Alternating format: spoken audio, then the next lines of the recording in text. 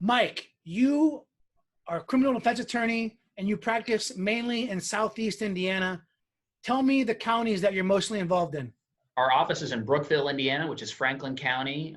We also serve Dearborn, Switzerland, Fayette, Union, Wayne, you name it, kind of all in the Southeast Indiana, Cincinnati region of Indiana. And tell me the breakdown of your practice, Mike. Give me the percentages here, best you can. So I focus my practice 100% on criminal defense, criminal defense and some collateral issues like expungement and specialized driving privileges. But really what I focus my practice on is defending the Constitution and the rights of those that are accused of crimes. I wish I had known you like 4 years ago. I had a case in Switzerland. That's a long drive from Indianapolis. Oh my God. It's a long drive from anywhere. It takes me like probably almost an hour and a half to get there. So I personally don't have many cases there, but we get down there every now and then. Well, they have a casino, am I right? Kind of close by there?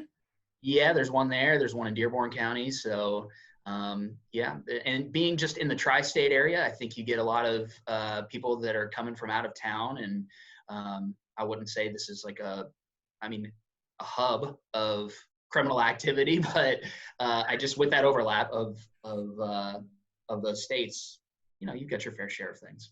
So I met Mike through the State Bar Association's Leadership Development Academy. And I feel like, you meet new people and sometimes you just, the whole entire leadership crew is just amazing, but I really just kind of, I just like you a lot, Mike. I connected with you right away and it's just like a really good guy. And the conversations we had and just his passion. And the beautiful part about Mike is, he's super smart, but when he realizes, hey, I need a little bit of help, he's not afraid to reach out. Sometimes you have lawyers who just have this ego about them and, oh, I don't need any help with anything. And I've helped Mike out a few times and Mike has helped me out quite a few times too. And so that's always an amazing thing when you realize someone is not only a good lawyer, but they're not so ego driven. They can actually reach out to somebody. So Mike and myself were kind of emailing about body cams and whatnot. And so we kind of decided, hey, let's do a little quick Zoom interview on this. And that's what we're here for. So Mike, are body cams prolific in your practice areas? Do you guys deal with these a lot? No. So, one of the main concerns or issues as to why body cameras are not used as often is a cost, right? It costs a lot of money to buy them, costs a lot of money to store them.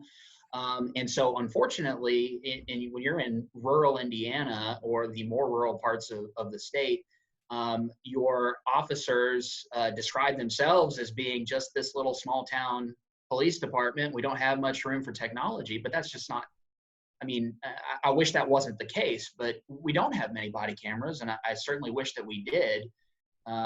We have some dash cameras, but really there's not enough, I think, in my opinion. There's not enough body cameras, dash cameras that can really get to the truth or the heart of the matter. Because really, when you're talking about being accused of a crime, we have this presumption of innocence, of course, which attaches to everyone, but we are all about finding truth, right? And what actually happened. And I really do think that if we can record these instances or get as close as we can to recording these instances, then we're going to get to truth and we are going to cut out some of the injustices that you and I see. You are practicing in what you consider rural Indiana, and I'm in downtown Indianapolis. IMPD, I think, is the largest police force in the country without body cams. Totally unacceptable. And there's been a commitment to have them by the end of the summer. Now, IMPD is one of a few police agencies inside Indianapolis. There's Lawrence Police Department, there's Beech Grove, there's Speedway, and a few of those do have body cams. And from my perspective, I really love it because I spend so much time doing depositions, what happened, flushing out the police report. When those body cams, they kind of answer so many questions I have right away. And it doesn't make sense to me. This is year 2020. Every single client that hires me, I can't wait to the dash cam. I want to see what he says matches up. And, as a society, we expect there to be video camera. Yeah. One of the things that I have been saying around here, I had a DUI case that went to trial. This is probably a year or so ago, that Unfortunately, we did not win, but in speaking with the jurors after the trial, we kind of said, well, what was going on? I mean, our big thing was you didn't have any of these statements or these things, Mr. Officer, that you say happened. You didn't have those on camera. And here we are in the 21st century, you know, help pull out your cell phone, record something, do something. And you didn't have that, but yet you expect this jury to believe it. And we were, you know, juries make decisions all the time about, you know, what color shirt you're wearing. So I don't think that person's credible, or they are. But we were talking with this one juror, and she said, well, there's been DUIs for years and years before cameras even existed. So, you know, what am I supposed to say? Just because they don't have a camera, there wasn't a DUI? And that kind of stopped me in my tracks to think, how do we know that those convictions were accurate? How do we know that those DUIs weren't done in such a way that violated someone's constitutional rights? And so you're exactly right, Mark, where we're in the 21st century. And what I like to say is 21st century convictions, if you want them, if you earn them, require 21st century evidence.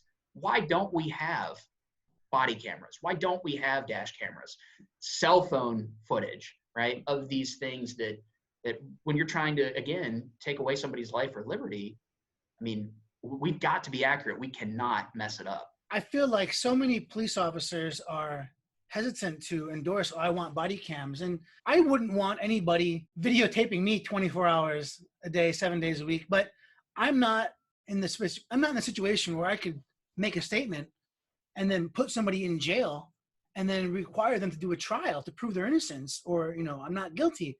So certain aspects of the job, I think you have to do that. And Mike and myself exchanged a bunch of articles, and one of the solutions that's rather cheap is you only video camera when the gun is pulled from the holster. And while that seems like a great idea for excessive force type cases involving guns, there's so many issues and instances where guns aren't involved, but there's still excessive force used. I've never seen anybody lies, but I think like a lot of officers sometimes cut corners regarding police reports and, you know, copy. I do mostly DUIs. I have caught officers copying, pasting previous reports only because I see so many DUIs from the same officers, and you'll catch things like that. I want to know what actually happened. And just because a gun wasn't pulled doesn't mean I'm any less entitled to a video camera. Mike, have you ever had a case with a dash cam, body cam that didn't turn out the way you thought it would? Good or bad? Yeah, good or bad, man. Yeah, absolutely. I mean, you know, that we have countless examples, and I would even go as far as saying, let's just talk about video evidence generally, right? I mean, we did a case out of Rush County where a pastor was, you know, accused of these heinous acts of child molestation and, you know, sexual acts that, again, anybody hears those allegations and they recoil. It's awful. It's terrible. And the officer, to read his report, would characterize things that made it sound really bad. But then when we watched the video evidence of the alleged victims, when we watched or listened to, rather, his own recordings of the things that he had made during the course of his investigation, they were opposite of what was in the report. And so to your point of, you know, just summarizing an argument or just putting something down there, characterizing it in what they perceive to be the interest of justice does not actually make it so. But there are so many instances, I should say, where our clients tell us one thing, where they were getting the runaround. We watch it and we just have to say, I'm sorry, buddy, it's not there. You're cooked on this one, right? I'm sure you've had instances like that too. Oh yeah, Indianapolis isn't the best about having dash cam, body cam, but some of the surrounding counties, notably Hamilton County, you know, they have video where it starts when the officer taps the brake. And so I have had so many instances where clients are like, I didn't do anything wrong. I didn't cross the line. I did not do this. And, you know, you and I both know alcohol impairs your judgment, impairs your memory recollection. So I don't believe even for a minute the client was lying to me. They just didn't remember it correctly because perhaps alcohol was involved. And so I've had numerous cases where, you know, we have an actual entire standard operating procedure, how to record the traffic infraction to get it to the client the easiest way without blowing up bandwidth.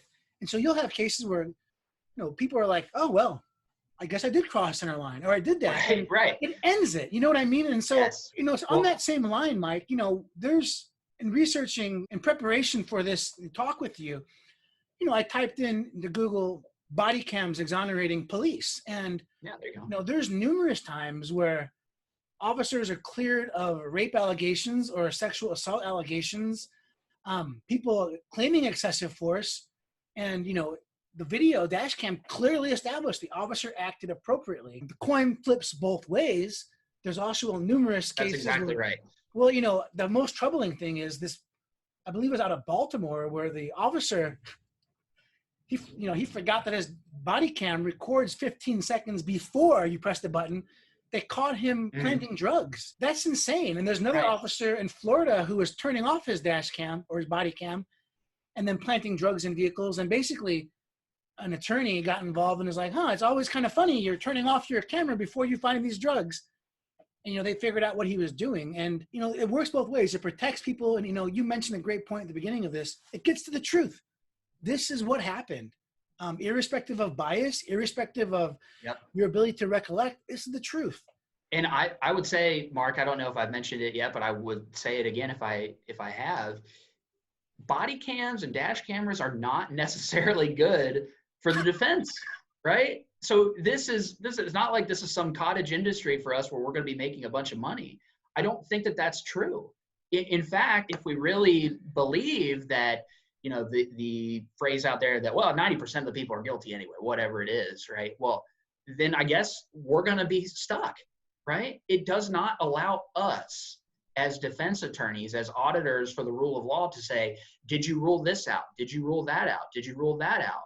It doesn't, it significantly hampers our ability to present reasonable doubt, which is what is required of the state to meet that incredibly high burden. It's bad for us sometimes, right? And so be it. But, you know, one of the articles that you shared that I thought cut right to the point was the Police Foundation article. It's called Body Cameras Improve Our Justice System. And they pointed out 3 things that body cameras can do. It improves accuracy in criminal investigations, protections against miscarriage of justice against the public and police, so cutting both ways, but then improve training and standards. There is a phrase going around right now, or I guess, you know, this notion that we can't necessarily Monday morning quarterback all of these things, that because maybe you and I have never been a police officer, or the general public doesn't know what it's like to be under those stressful situations, and we don't, that we really can't, you know, critique them too much. I don't know that that's the right attitude to have, because again, if we are able to see out there what is actually happening, or as close to what is actually happening, then maybe you get something good, maybe you get something bad, but at least you know. I mean, again, when we're in this system talking about taking someone's life or liberty based on the words of or accusations of someone, then we got to get it right. But we have to constructively criticize and empathize with the officers who say, yes, you have a stressful job, but really this technology is designed to improve what you're doing. I mean, how do you suppose that Tom Brady or Peyton Manning got to the height of their career? Do you think it was maybe because Bill Belichick or Tony Dungy was sitting in the quarterback room on Monday morning watching film, saying, here's what you did wrong, here's what you did right? And those guys improved and were better for it. It is not personal, but the cost or the price of liberty is eternal vigilance. And if we are not monitoring these things, especially these taxpayer-funded entities, then we're not really helping ourselves out as free citizens.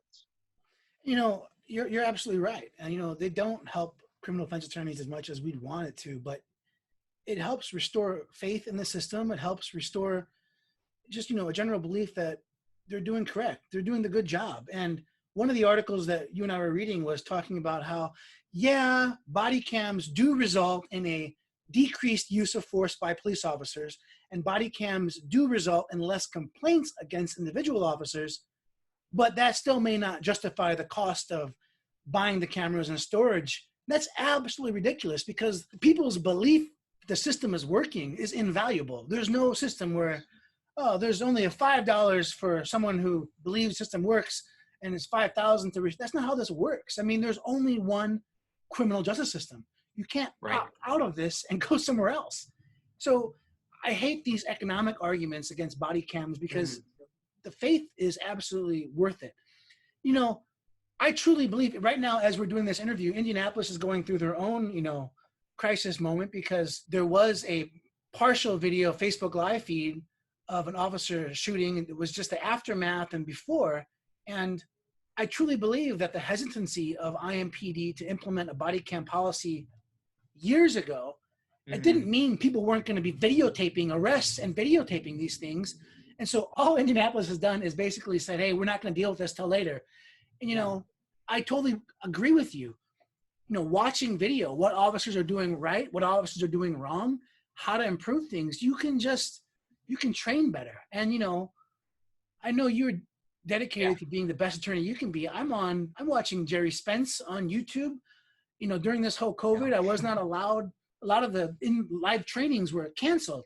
So a lot of the live training providers, they're doing online things. So, I mean, at least once a day, I had a Zoom session on how to be better at cross-examination, how to better understand DUI science. I mean, we watch others do things so we can become better lawyers ourselves, and police officers are no different. Mark, you make an excellent point about the economic arguments. I frankly, as fiscal conservative of a person as I claim to be, at least, maybe not with my own money, I don't know, but I don't know that we can afford not to fund these things. Because when we wax poetic, at least I do, wax poetic about our Constitution and the Bill of Rights. When you look in there, a lot of folks focus on the first and the second one, right? We don't much get into the Fifth Amendment that gives your right against self-incrimination or the right to due process of law. We don't much talk about the Sixth Amendment, which is your right to counsel and a fair trial. You know, we don't much talk about the Eighth Amendment, which is against excessive bail and cruel and unusual punishment. That is 5, 6, 8, Fourth. Oh, the Fourth Amendment, excuse me, we're forgetting that one. You're right against unreasonable government searches and seizures. I mean, you're now talking about multiple things that have been enshrined in our Constitution to protect us, the citizens, against government authority. And if we have some tool that can help us, that literally this is the most important thing that our country is designed to do is to protect our liberty and make sure that government does not go too far afield and step too far.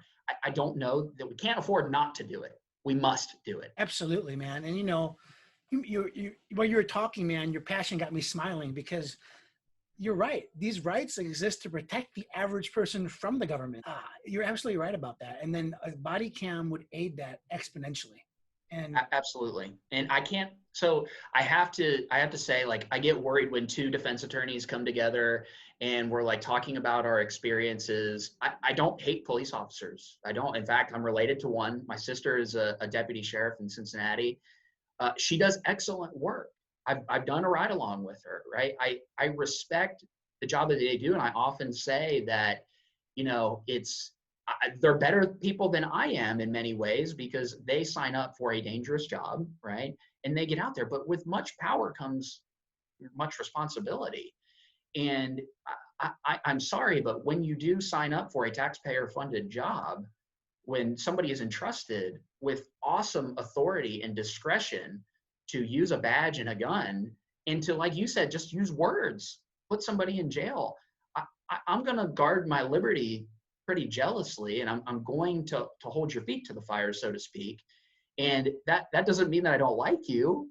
It just means I like my liberty more. And it also means that if I'm not getting on you, then I don't care, right? That's the classic line that those coaches give of, you know, when I stop worrying about you, then you can be worried. Number one, I always appreciate a good Spider-Man reference. With great power comes great Yes. And it's 100% true.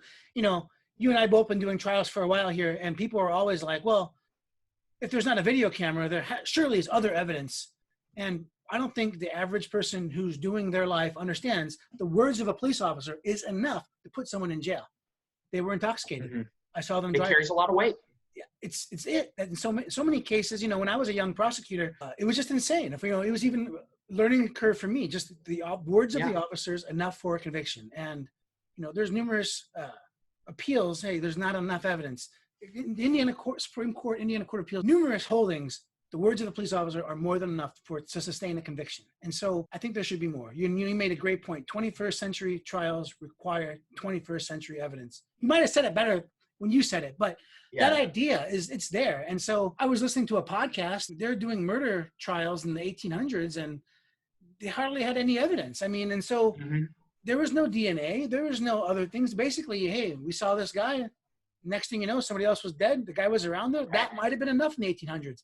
That surely wouldn't be enough today, or it shouldn't be enough. And so evidence evolves, and the expectations of evidence evolves. And, you know, you kind of talked about this when you talked about your trial, but I love asking officers, okay, officer, you said all this happened. Please play the tape so a jury can see it. And I say that when I know there is no tape. And I love it when they're like, oh, well, you know, blah, blah, blah, because we forgot that. Yeah. Even though Indianapolis IMPD does not have body cams, I've had numerous officers, when someone's saying crazy things, turn on their laptop camera, which faces the suspects. I have had officers pull out their personal cell phones and videotape. And you ask them, hey, that's very unusual. Why did you do that? Because the defendant was acting crazy, and I didn't want to be accused of anything. And so I love that. I didn't even get mad. And, you know, I don't want to get into war stories. We'd be here all day, but I had an amazing officer who basically, my client was saying, you know, hey, he was abusing me. He was being mean. He was very abusive. I knew the officer. I was like, that's crazy, man. It doesn't sound like him, but if you're saying it, let's investigate this. I talked with the officer. He's like, Mark, I let your client record me with his cell phone. So I called my client. I was like, what's wrong with you? You make me look like an idiot. That's my first one. And then, you know, I've also, when I was a young prosecutor, 2008, I've had a case where during trial, the officer came in, and this was a bench trial. You know, I told the officer, hey, listen, after you testify for the rebuttal, they get to show a video that his sister took from across the street. The officer looked at me. They have video? Yes, they do. He literally stood up and walked out of the courtroom. This was in Court 19, Marion County, Judge Pearson Tracy. She literally looked at me. Where is your officer? Oh, he left. So it swings both ways. Yep. Cameras help everyone. Great examples.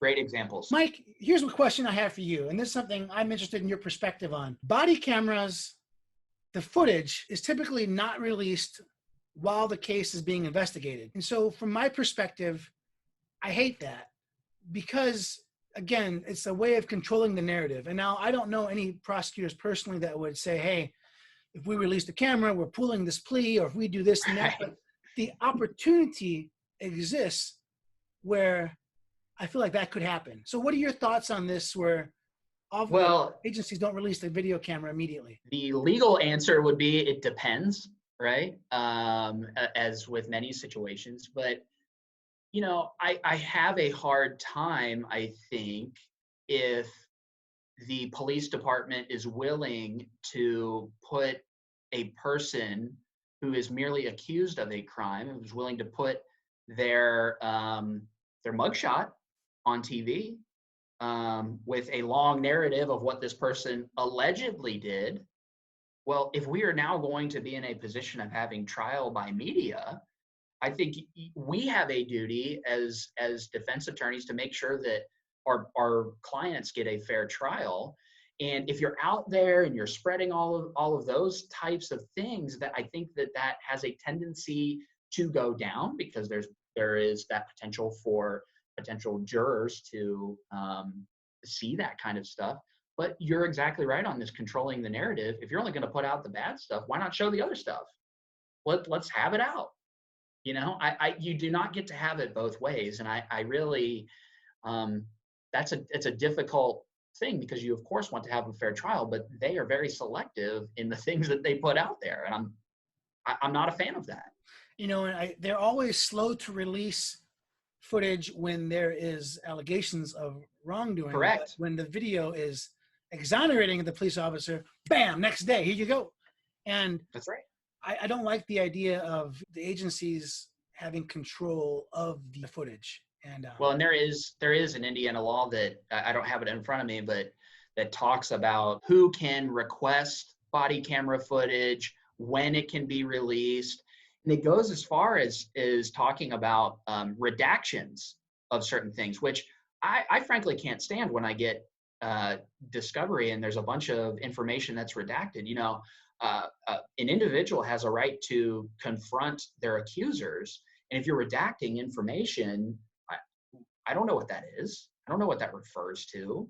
It could be something that's incredibly helpful. It also could be something that's incredibly hurtful. Now, granted, I would probably have it if it was hurtful. You see what I mean? It's this controlling of the narrative or controlling what is out there does not necessarily put us as free citizens in a position to watch the watchers. yeah, I don't like the controlling the narrative aspect of that. And I agree with you. Sometimes you get into arguments with prosecutors. Well, Marc, you're not law enforcement. You're not entitled to all the information. We have to watch out for the citizens, and there has to be a limit on X, Y, and Z. But the bottom line is, to become an attorney, we've got to do an extraordinary amount of crazy things. And then we're also under the microscope. If we do something wrong, we get called out on our ability to be an attorney.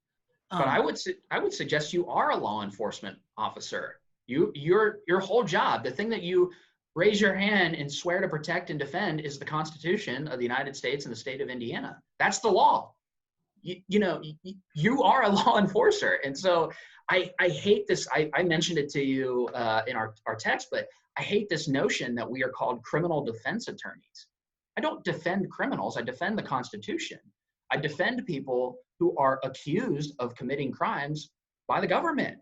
So I'm a liberty defense attorney, if anything. So yes, I am a law enforcement officer. You may not like how I go about enforcing that law, but yeah, I get to do that. So, and it paints us in a bad light, I think, where we are these nefarious people who are trying to, I don't know, win by any means necessary. I certainly don't handle my practice that way. I do laugh when people say, oh, this person got off on a technicality. That technicality is often the Constitution or the law. No, you're absolutely right. Oh, you got technicality. You get people. I love that. Like, oh, I'm sorry, I'm making them follow the law. It's how terrible is that? Yeah, I like that. We are the top law enforcement officers. We're the ones, calling people out. And I truly do love being a criminal defense attorney. And what other job do we get paid to question the government and to do it in a way, we're not hated or despised, but I take it very serious. I know you do too. Mike, is there anything you want to touch on? I guess one of the things is it kind of goes hand in hand with reducing the use of force, but it is how these are used. You mentioned it when you were talking about a camera only starts when somebody draws a gun or they press on a brake. And really, a camera is no good if it's turned off. A camera is no good if it is altered in any single way. A camera is really no good when you have the ability to say, oh, I want to record this, but I don't want to record this. So we have to, I think, in any discussion about requiring the use, or the policy, I guess, behind the use of body cameras or dash cameras, we have to be very serious about how they are employed and how they are used. Because if there is the discretion of the officer, we have to have some sort of checks and balance. Our whole system is designed on checks and balances.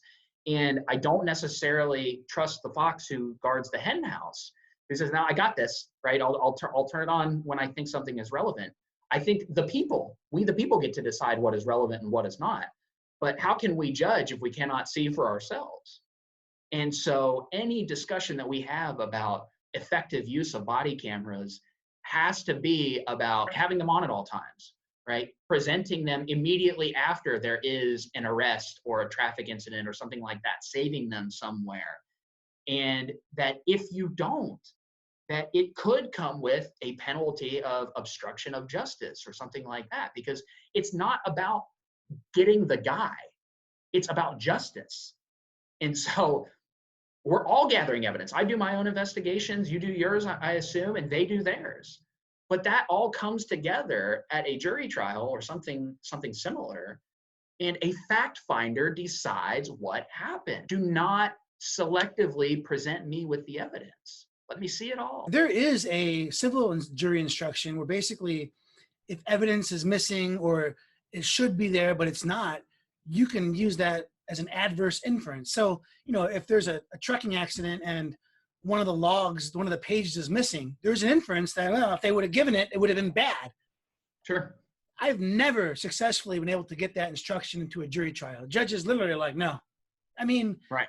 And I think it's ridiculous. And again, don't want to do war stories, but I've seen when I was working as a law clerk so many years ago, a police action shooting where the dash cam got everything and there's mics on the officer, and there's a police action shooting, whether or not it's justified or not. This is 2004, 2005. When the other officers arrived, they said, hey, what happened? And the very first thing the officer did was, hey, let's turn off our mics. And yep. I have no idea what they said. No one does. I don't like the idea of being able to control turning on, turning off body cams. It should be all the time when you're on duty. Yeah. At the same time, though, I recognize there are bathroom breaks, there are lunch breaks. I don't know how to sure. do that, and that's above my pay grade. But right. It's so important. Somebody has to figure it out, and there has to be a reason. And there's no excuse, quite frankly. 21st century, we don't have this in every single police jurisdiction in the state and the country, quite frankly. Yeah. And I think I totally agree with that. And I think that if the notion is that this is a problem of only a few bad apples, so we're not really sure if it's necessary to fund or whatever. Well, I think that let's root out those few bad apples and then allow the good officers to get better and ultimately get to the truth. I love it. Thank you so much, Mike, for joining me today. What is the best way for someone to reach you? Thank you, Mark, for having me. I really appreciate it. You can reach out to me on my website, which is McMillin-law.com, and McMillin is McMillin. You can also call me at 812-221-1011, and otherwise find me on AVO, Facebook, anywhere you get your social media. That's awesome. You have a great day, Mike. I'll talk to you soon.